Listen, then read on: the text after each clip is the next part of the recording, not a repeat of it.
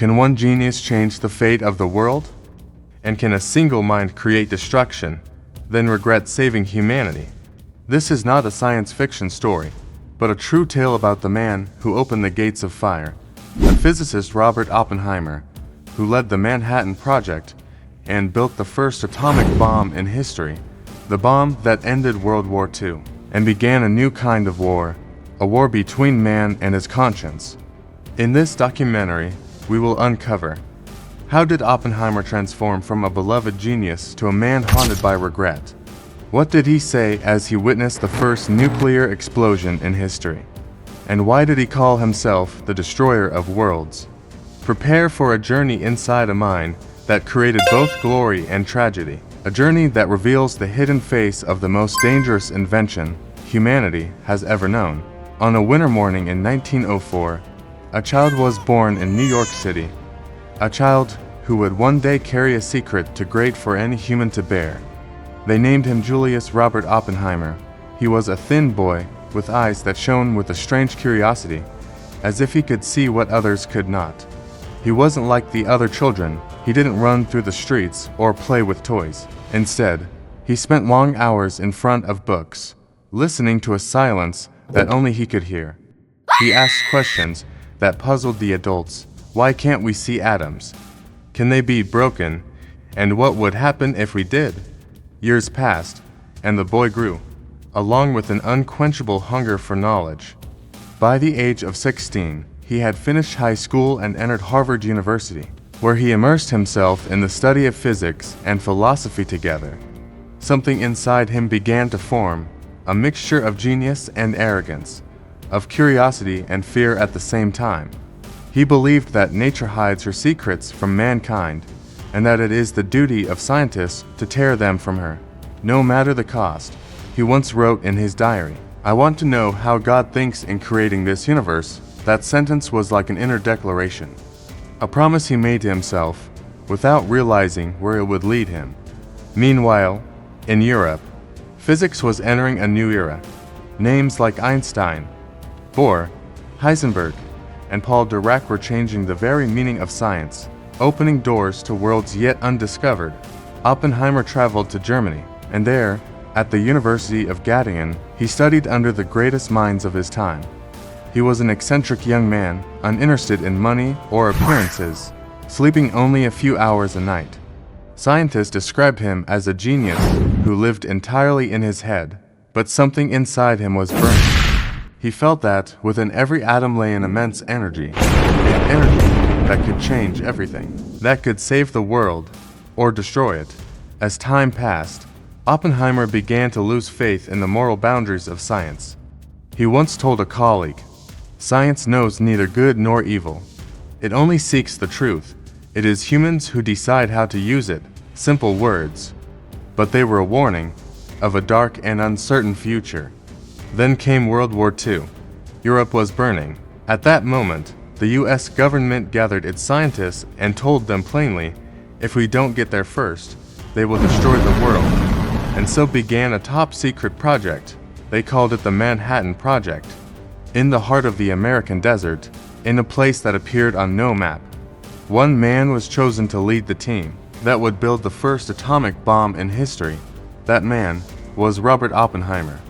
As he stood there, amid the sand, the maps, and the laboratories, he felt as though he were facing a destiny from which there was no escape.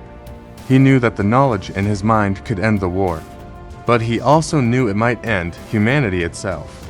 One evening, he told a friend, "It's not a bomb, it's the sun, but in our hands."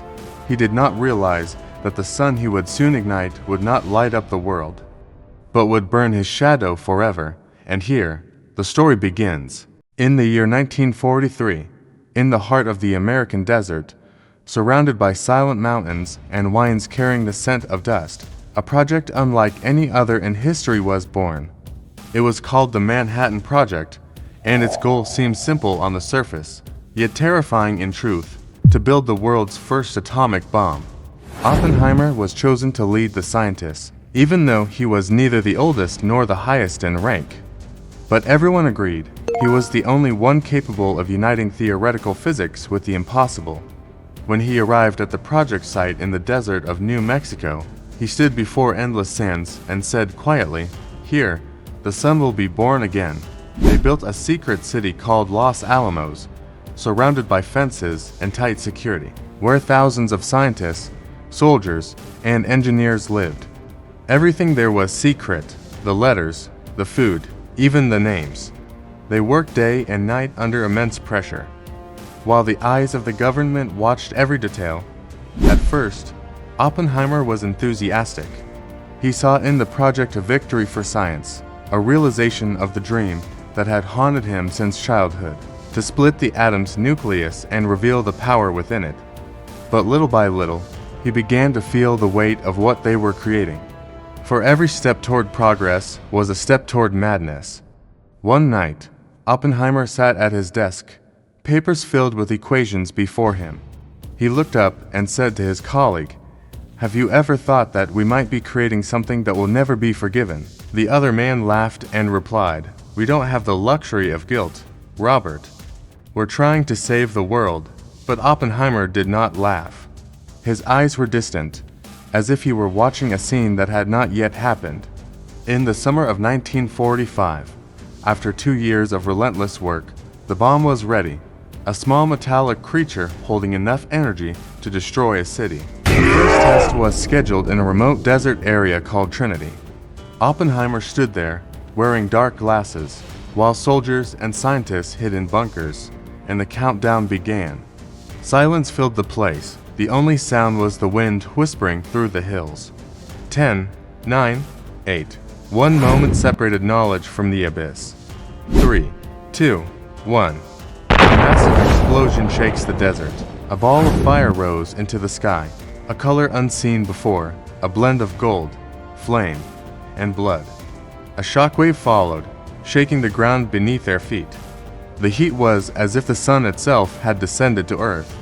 In that moment, Oppenheimer whispered words that would be carved into history.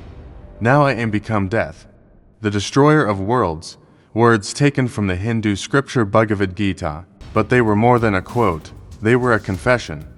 Everyone froze in place, torn between triumph and terror. The scientists screamed with hysterical joy. Some cried, some shouted. But Oppenheimer remained silent, staring at the glowing sky as if it were scolding him. In that instant, he understood. The science he had hoped would save the world had unleashed a monster that could never be caged again. A few days later, the real bomb was sent to Japan. Oppenheimer knew, deep down, what would happen, but he was powerless to stop a wheel that had already begun to turn.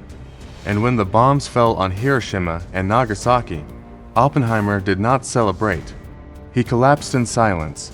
It was said he locked himself in his room for days, neither eating nor speaking, repeating only one phrase, "My hands were trembling as I watched the world burn." Thus ended the light he once dreamed of, turning into eternal darkness.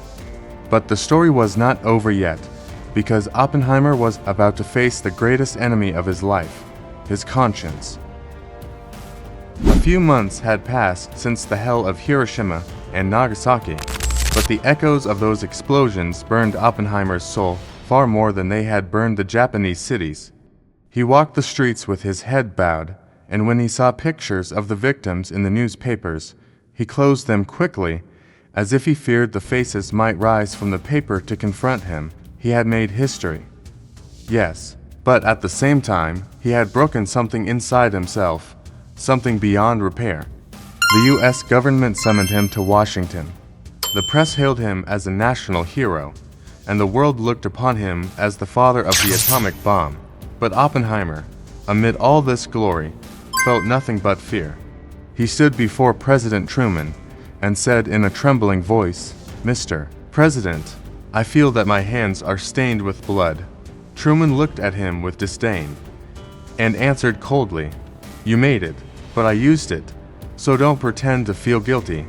Those words were like a blade, cutting forever the bond between Oppenheimer and power. He returned to Los Alamos, the city where the bomb had been born, but he found it empty of joy. The soldiers were gone, the scientists dispersed, and only the echoes remained. He would walk through the corridors at night, hearing his own voice echo from the walls. We have all become children of fire. He began calling for nuclear disarmament, urging the world to stop building new bombs. He said in one of his speeches, "If we continue to build this weapon, the day will come when there will be no one left to celebrate victory." But those words marked the beginning of his end. It was the era of the Cold War, a time when suspicion filled the minds of politicians. Every word could be twisted into treason. And Oppenheimer, with his philosophical mind and blunt tongue, became an easy target. They accused him of sympathizing with communists, of leaking state secrets, even of collaborating with America's enemies. A fierce campaign to destroy his reputation began. The newspapers turned against him, and the generals who had once applauded him now spoke of him as a threat to national security. In 1954, he was summoned to a closed hearing, a trial without bars or chains, yet harsher than any prison. He sat in a room surrounded by the same men, but now they looked at him as if he were an enemy to be eliminated. They questioned him one after another. Did you assist members of the Communist Party? Did you try to stop the development of the hydrogen bomb? Do you regret your work on the Manhattan Project?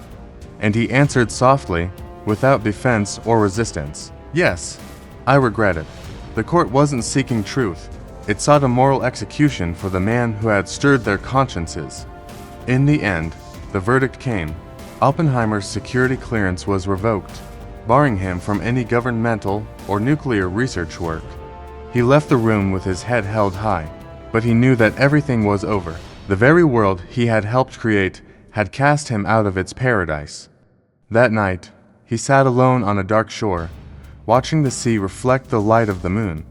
He turned to his friend, who had followed him in silence, and said, "When we touched the atom, we thought we were reaching for the mind of God.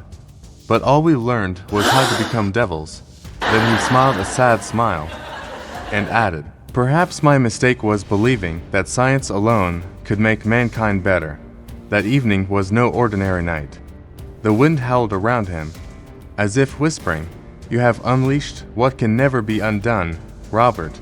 And while people slept peacefully under a sky no longer innocent, Oppenheimer alone knew that the nuclear shadow he had created would never fade. But his story did not end with exile and disgrace. Fate still had one final chapter to reveal, a chapter that would make the world see him in a new light, and perhaps forgive him. The years passed slowly for the man once known as the father of the atomic bomb. His name turned from a symbol of victory into a mirror of regret. The world was rushing into a feverish nuclear race, nations competing to build bombs that were bigger, stronger, and more terrifying. As for him, he lived in isolation on a small island called Princeton, teaching physics to a handful of students, gazing at the sky as he used to in his childhood. But this time, he no longer saw the stars, only the spark that refused to die within him. He seemed calm, but inside, a storm raged. He avoided speaking about the war, and whenever someone asked him about the bomb, he would reply in a faint voice, "We have seen sin, and we must live with it." His eyes carried a sorrow unlike any other, the sorrow of a man who realized he made history, but shattered it at the same time.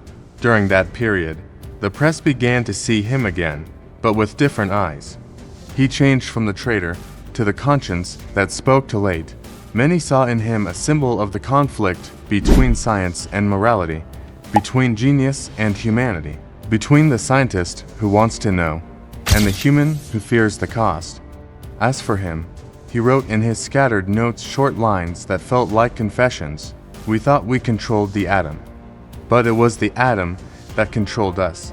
In 1963, after nearly a decade of seclusion, the U.S. government decided to award him an honorary scientific achievement, a belated attempt to reconcile with history. When he stood on the stage, he looked pale and thin, his voice hoarse yet steady. He told the audience, "Science, like fire, gives warmth and light, but it can also burn. It was never fire's fault that it burns, but the fault of those who play with it." Everyone applauded for a long time, but Oppenheimer did not smile.